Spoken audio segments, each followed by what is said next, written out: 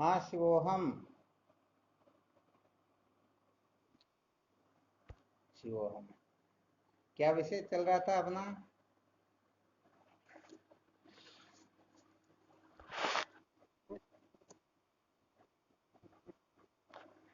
संसार को बनाए रखकर कभी भी सत्य का साक्षात्कार नहीं किया जा सकता, यही चल रहा था ना।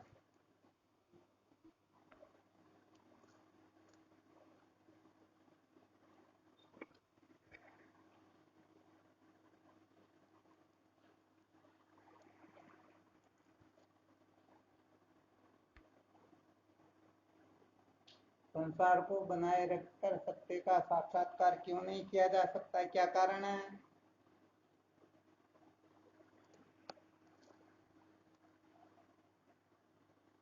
जो वस्तु उत्पन्न होती है उसका कभी न कभी नाश भी हो जाता है। क्या होता है? हाँ, जिसकी उत्पत्ति होती है उसका नाश अवश्यंभावी होता है। अब विचार करके देख लेना चाहिए। जो वस्तु उत्पन्न होती है, तो बताओ उत्पत्ति से पहले और नाश होती है तो नाश होने के पश्चात उसका अस्तित्व रहेगा क्या? और वैसे विचार करके देखा जाए तो जिस समय उत्पत्ति विनाशशील वस्तु प्रतीत होती है उस समय भी उसका अस्तित्व नहीं होता है। बिल्कुल सत्य है।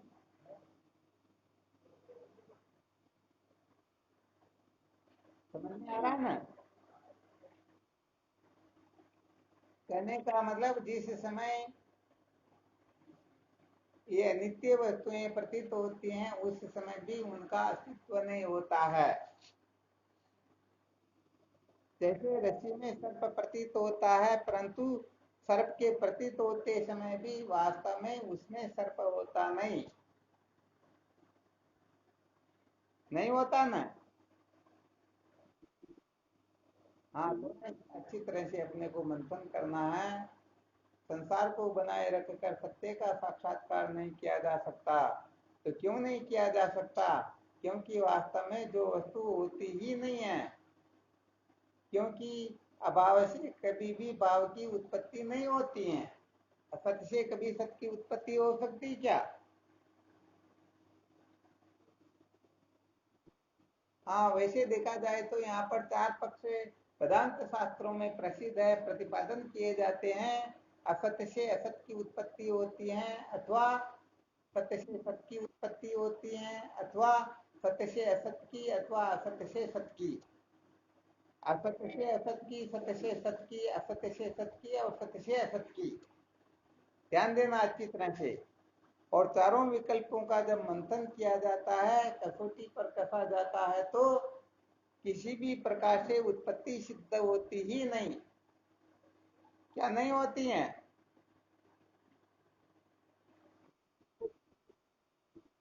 हाँ, नहीं, कहने का मतलब संसार के लिए भी देखा जाए तो संसार की उत्पत्ति भी सिद्ध नहीं होती है।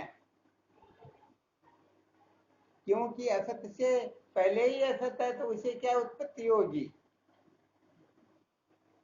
और सत्य से यदि उत्पन्न हुआ तो जो सत्य से उत्पन्न होने वाला वो सत्य ही है, तो बताओ उत्पत्ति कहाँ हुई? तो न तो असत्य से सत्य की उत्पत्ति होती है, न सत्य से असत की उत्पत्ति होती है। तो कुल मिलाकर के सिद्ध यह करना है कि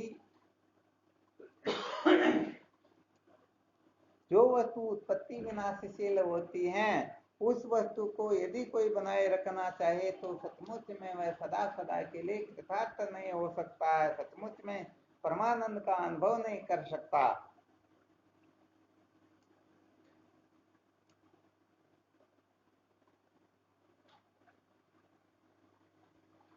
ऐसे समझ में आया क्या इसका?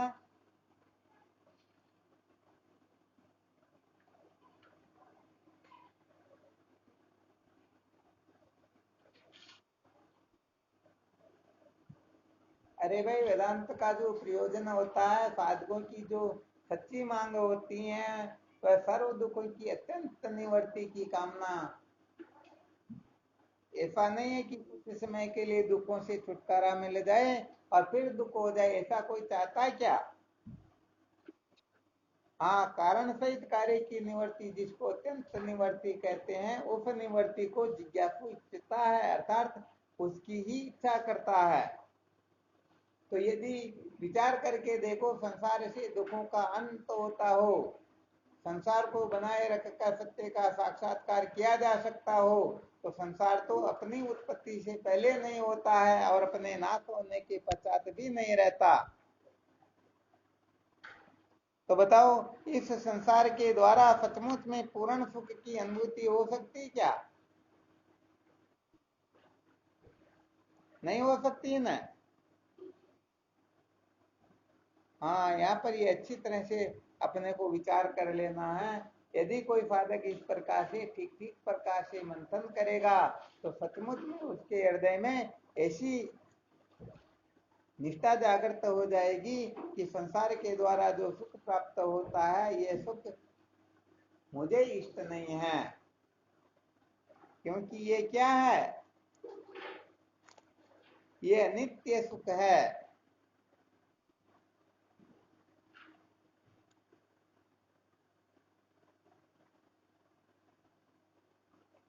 तो कुल मिलाकर के जो वस्तु उत्पत्ति विनाशशील होती है, विचार करके देखा जाए तो वह वस्तु सचमुच में आनंद रूप भी हो नहीं सकती। नहीं हो सकती है ना।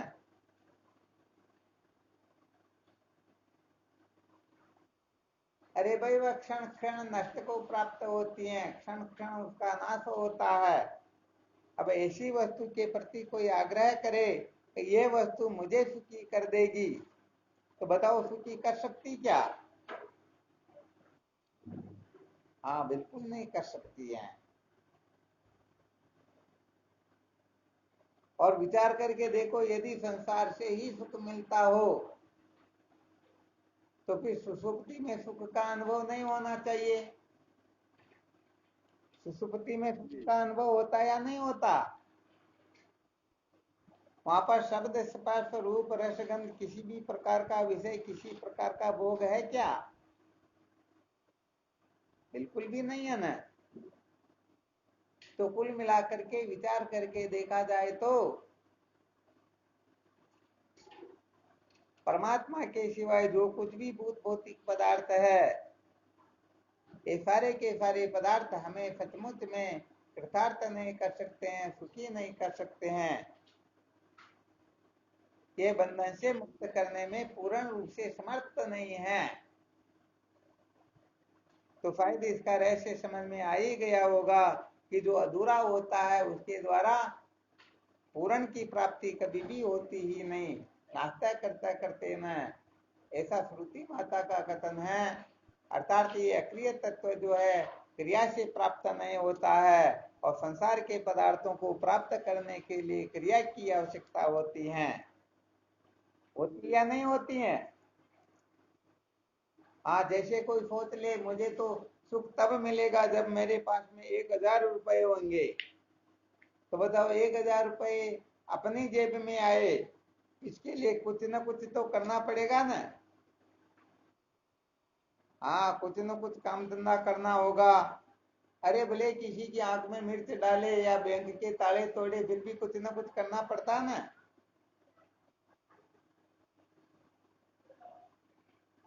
तो संसार में चाहे कैसा भी व्यक्ति क्यों ना हो, पर सोच ले मैं ऐसा करके सुखी हो जाऊंगा, तो सचमुच में स्वप्न में भी वह सुखी हो नहीं सकता। क्योंकि वास्तव में विचार करके देखा जाए तो ये संसार के समस्त पदार्थ जो है ये दुख रूप ही होते हैं।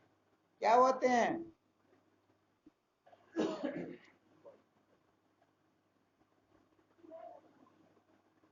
तो जो वस्तु दुख रूप होती है उसमें सुख का अनुभव हो सकता कभी? नहीं हो सकता ना। तो अपने को कुल मिलाकर के यहाँ थोड़ा परिवर्तन करना है। अनादिकाल से हम शब्द स्पर्श रूप रसगंध इन विषयों को ही आनंद रूप समझ करके ये पक्की बात है कि हम इनको आनंद रूप समझ रहे हैं, इसीलिए इनकी ओर रात दिन प्रवृत्त हो रहे हैं। यदि हमारे ख्याल में ऐसा आ जाए कि ये सचमुच में दुख रूप है, तो फिर कहने का मतलब योग वाशिष्ठ में एक ऐसा वर्णन आता, शायद किसी को पता हो तो। संसार के भोग पदार्थों को क्या बताया योग वाशिष्ठ में? क्या बताया? अरे ये तो बातें बहुत हो चुकी है। और क्या बताया? जो विशेष होंगे, जिन्होंने समुद्र में मुमुक्षु प्रकरण का अच्छी तरह से अध्ययन किया होगा, उनको पता होगा कि संसार के भोग पदार्थ इस प्रकार के हैं।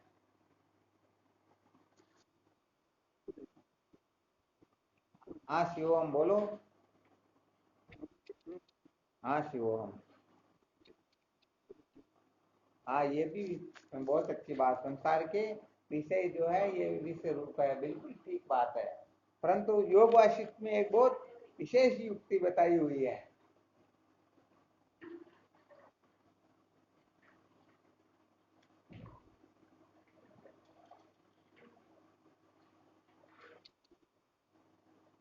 हाँ वो अनित्य कहो, क्षण क्षण भंगुर कहो, एक ही बात है।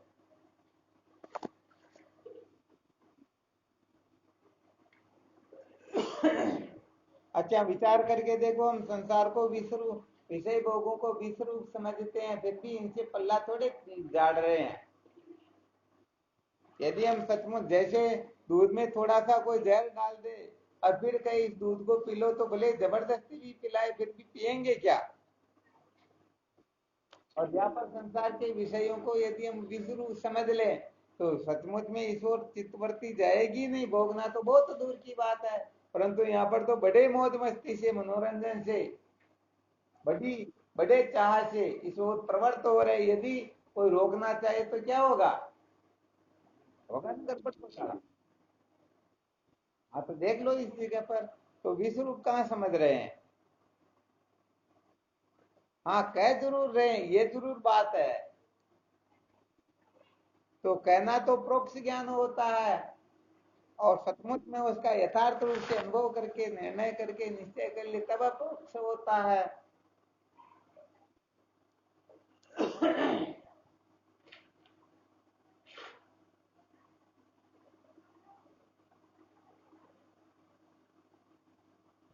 क्या विचार बोलो?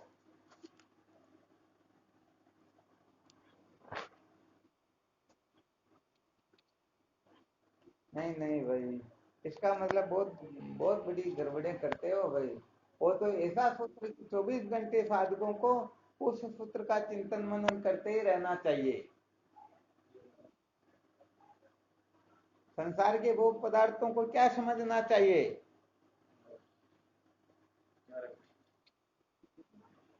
क्या?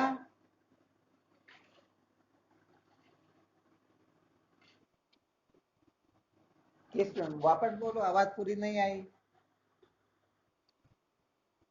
काक विष्टा, चलो ये भी बहुत अच्छी बात है, परंतु अभी वो योग वाशिष्ठ वाला सूत्र नहीं आ रहा।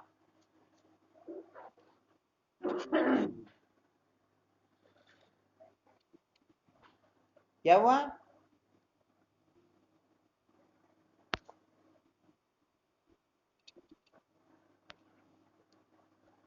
वापस बोलो। हाँ ये भी बहुत अच्छी बात बताई, कीचड़ समझना चाहिए। कीचड़ समझेंगे तो सचमुच में हम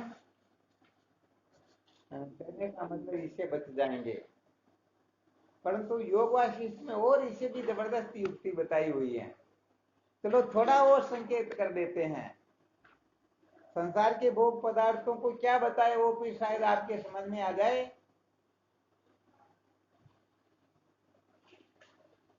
संसार के भोग पदार्थों को बीच में खाली जगह आगे आ जाएगा, समझ कर भोगना चाहिए। अब शायद खाली जगह की पूर्ति कर दो तो।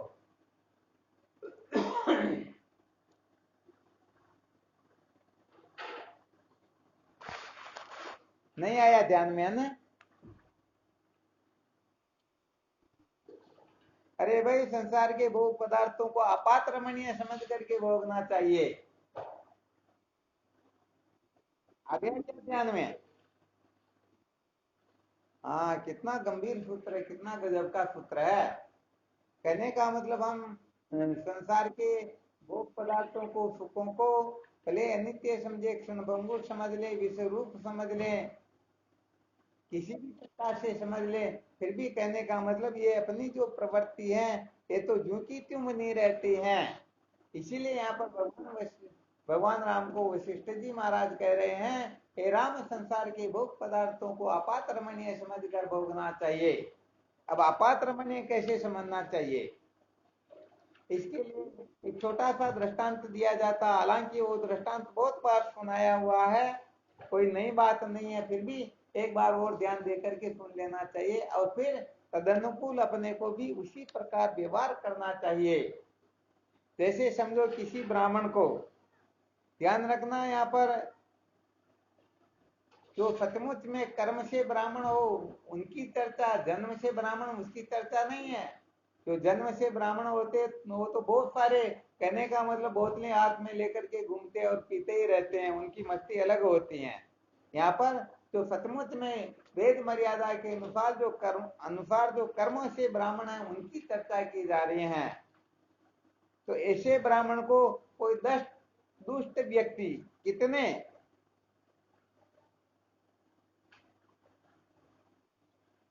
हाँ 10 दुष्ट व्यक्ति उनको नीचे गिरा करके, कोई उनके हाथ पर बैठ जाए, कोई पैर पर बैठ जाए, कोई उनके सिर के बाल खींचे, कोई उनकी छाती पर बैठ जाए, कोई उनका मुख जबरदस्ती से खोले, कोई उनके थप्पड़ के लाते लगाए, पता नहीं क्या क्या करे, और उसके साथ ही उनके मुंह में शराब की बोतल मुंडेल दे।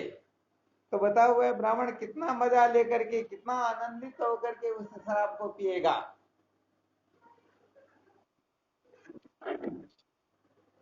क्या हुआ?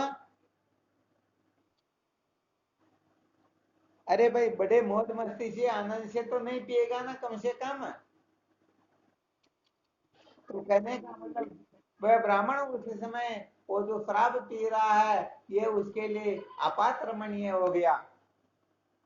कहने का मतलब ऐसी संकट की घड़ी, ऐसी विपत्ति, ऐसा विपरीत समय आया कि न चाहते हुए भी उनको ऐसा करना पड़ रहा है। तो कहने का मतलब संकेत समझ लेना चाहिए, संसार के भोग पदार्थ, कहने का मतलब प्राण निकलते हो या कोई बहुत बड़ा गड़बड़ घोटाला होता हो, बहुत बड़ा नुकसान होता हो, तब इस संसार के भोग पदार्थों को भोग लेना चाहिए।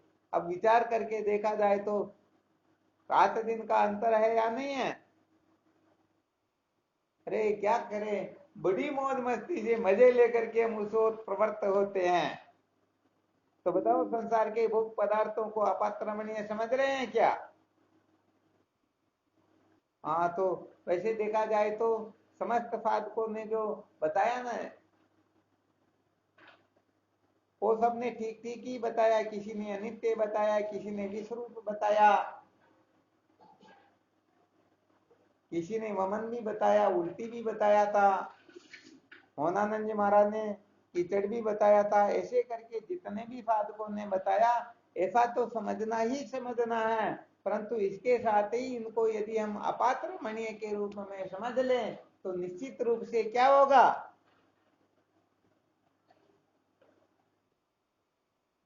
हाँ, निश्चित रूप से कहने का मतलब ऐसी समझ जब जागृत होने लगती है तब कहने का मतलब ये वेदांत विद्या की ओर, ब्रह्म विद्या की ओर, सत्य का साक्षात्कार करने की ओर हमारी प्रवृत्ति होती है। वरना तो कहने का मतलब हम कहते तो रहते हैं परंतु अपनी चित्तवृत्ति ज्यों की त्यों, जैसे चील पक्षी जो है उड़ती तो है आकाश में परंतु उनकी दृष्टि होती है नीचे मांस के ऊपर। तो चलो ठीक है, थोड़े समय के लिए अभ्यास करके देखो संसार के भोग पदार्थों को हम अपात्रमणीय समझ सकते हैं या नहीं। यदि हम अपात्रमणीय समझने में सफल हो जाएंगे तो ये रहस्य भी समझ में आ जाएगा कि संसार को बनाए रखकर कभी भी सत्य का साक्षात्कार नहीं किया जा सकता। और यदि हम ऐसा नहीं समझ सकेंगे तो सच्ची बात यह है कि हम कहते भले ही रहेंगे परंतु बात वो की वही रहेगी।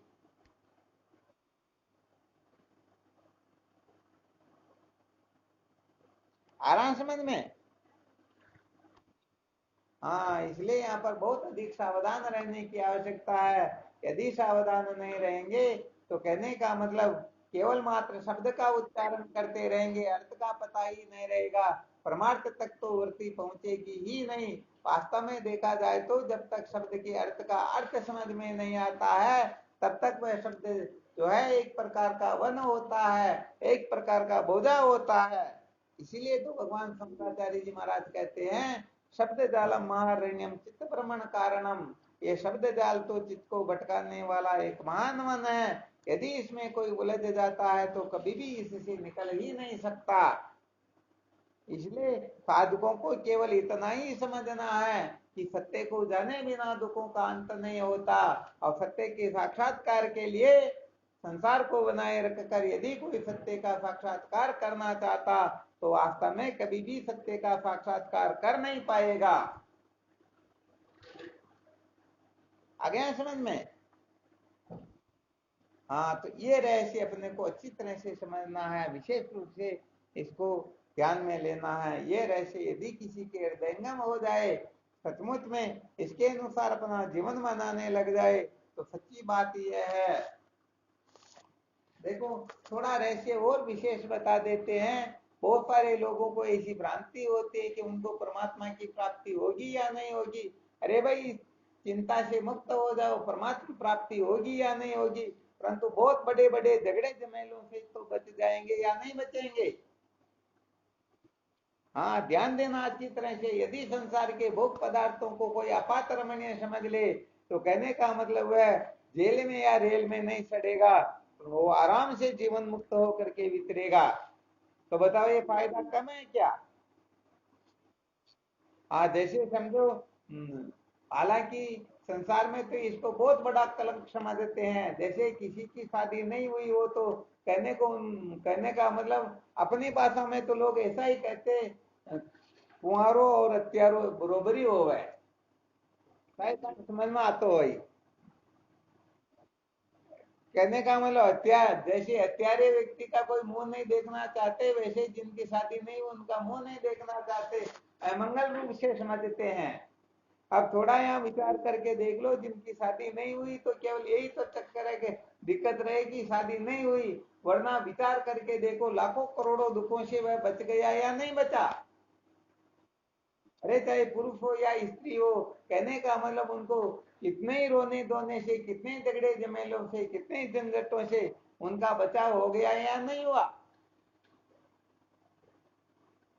परंतु करे तो क्या करें, संसार के लोग तो उल्टी खोपड़े के होते हैं। वो तो कहते हैं कि नहीं नहीं, हम जैसे हैं, हम जैसे भटक रहे हैं, हम जैसे संसार रहने में ऊपर नीचे के लोगों में चक्कर काट रहे हैं, वैसे ही सब काटने चाहिए। यदि कोई मुक्ति की ओर प्रस्थान करना चाहे तो इनको सहन नहीं होता। इसलिए देखो, एक विशेष सूत्र ध्यान में आया।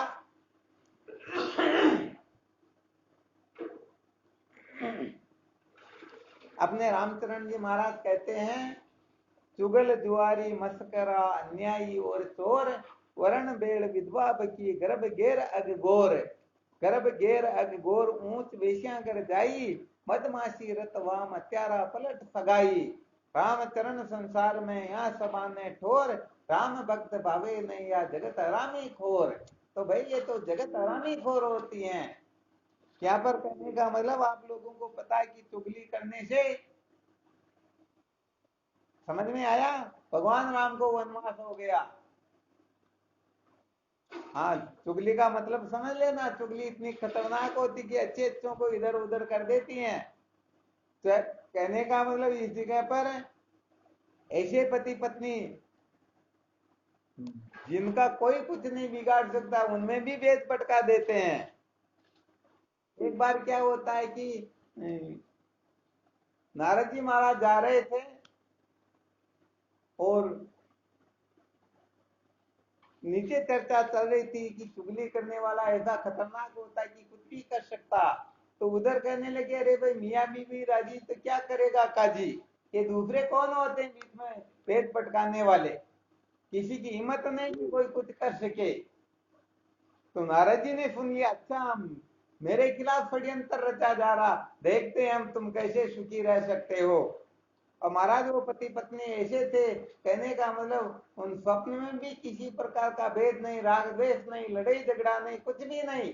परंतु नारद जी महाराज आकर के उनको कहते, देखो भाई बात ऐसी है, तुमको तो पता नहीं, तुम तो ड्यूटी पर निकल जाते हो, इधर उधर निकल जाते हो, तुम्हारी जो पत्नी है वह कहने का मतलब तुम्हारे को मारने के चक्कर में है, तुमको चाहती नहीं, कहीं और जाना चाहती, इसलिए वो तुमको कहने का मतलब मारने के चक्कर में है।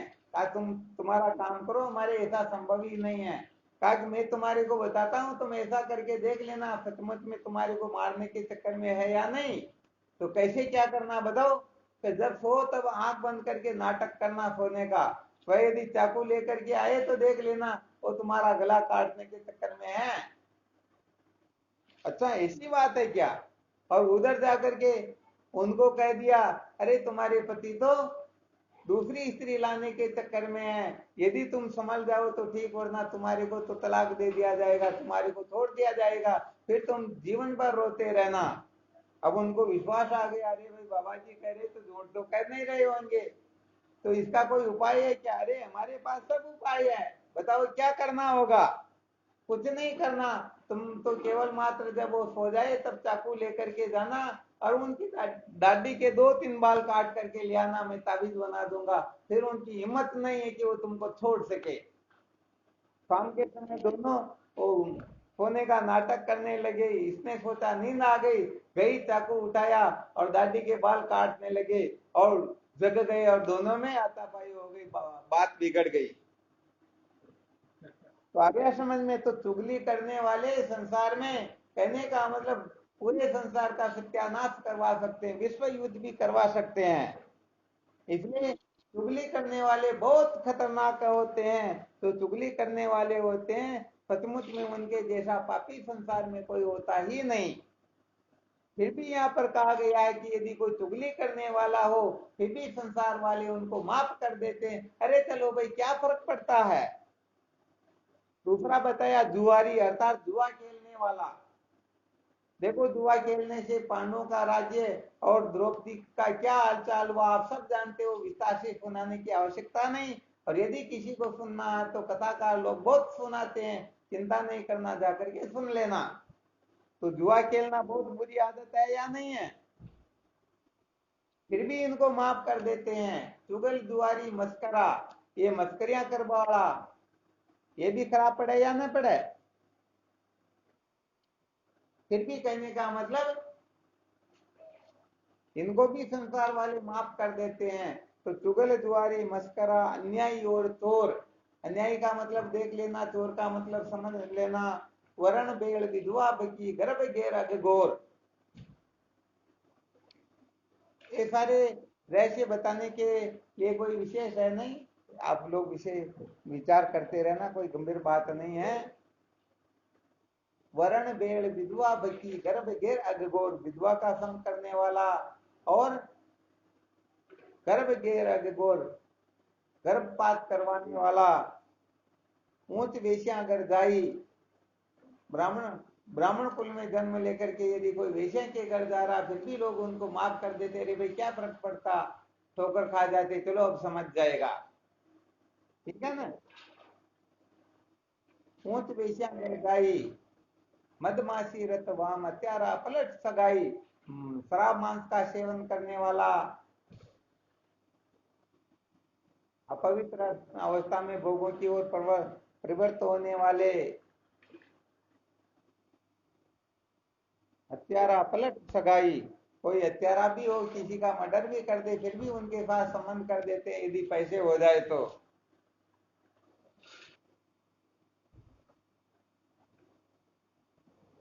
राम चरण संसार में यहाँ सबान ठोर, काम भक्त भावे नहीं आ जगत आरामी खोर। कहने का मतलब ये जगत क्या है। हाँ, नीत से नीच काम करने वाले भी क्यों ना वो, उनको भी ये माफ कर देते हैं, परंतु भगवान का जो भजन करने वाले हैं, साधन भजन की ओर प्रवृत्त होने वाले हैं, इनको ये सहन नहीं करते हैं, नहीं करते ना। हाँ, तो यहाँ पर कहने का मतलब है, यदि किसी का प्रारब्ध ऐसा हो कि उनको संसार का जो सुख है उनसे वंचित रहना पड़े, तो संसार के लोग इनको बहुत ही नीच पता नहीं क्या क्या समझते हैं, जबकि बताओ अनेक प्रकार के कष्ट दुख संकटों से बचना हो जाता या नहीं हो जाता। हाँ बिल्कुल सही। ये प्रसंग चला, उससे पहले क्या विषय चल रहा था?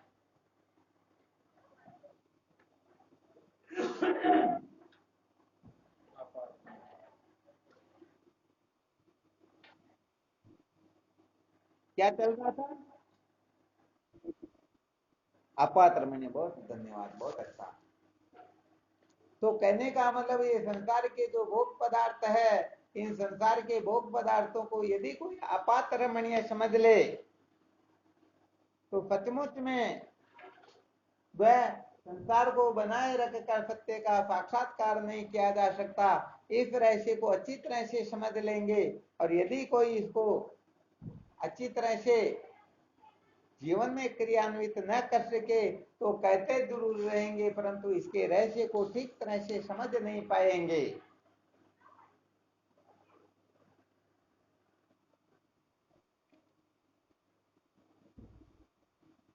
आ गए हैं समझ में?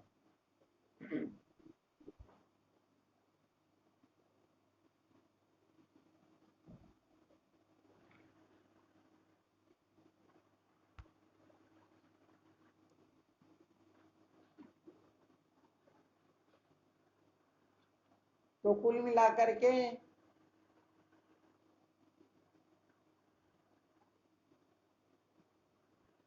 इस संसार को, जो अनित्य है, क्षण भंगुर है, नाशवान है, जो सचमुच में स्वतंत्र सत्ता शून्य है, जो दुख स्वरूप है, ऐसे संसार के प्रति मोह रख करके, सत्य तो प्रिय तो रमणीय तो बुद्धि रख करके, जो संसार को महत्व दे करके प्रवृत्त होगा, तो सचमुच में वह कभी भी सत्य का साक्षात्कार नहीं कर पाएगा, बल्कि जन्म मृत्यु की श्रृंखला में भटकता ही रहेगा। अतः कुल मिलाकर के इस बात को अच्छी तरह से समझ लेना है कि जो वस्तु उत्पत्ति विनाशशील होती है, जिस वस्तु का जन्म भी होता है और मृत्यु भी हो जाती है, वह वस्तु सचमुच में आनंददायक नहीं होती है। उस वस्तु के द्वारा आनंद स्वरूप आत्म तत्व का साक्षात्कार नहीं किया जा सकता।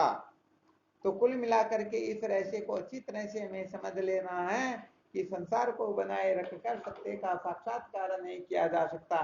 बस बात इतनी सी है। तो हमेशा जो सुनाया जाता है, किसी भी प्रकार की युक्ति का आप प्रयोग करके जो युक्ति आपको अच्छी लगे उसी युक्ति का आश्रय लेकर के कुल मिलाकर के इतना सा समझ लेना है कि हमें संसार को महत्व नहीं देना है। संसार को महत्व नहीं देना है अर्थात देह इंद्रिय प्राण मन बुद्धि, इनको महत्व नहीं देना है, क्योंकि इनको महत्व देने से ही ये जीव जन्म मृत्यु की श्रृंखला में भटकता ही रहता है।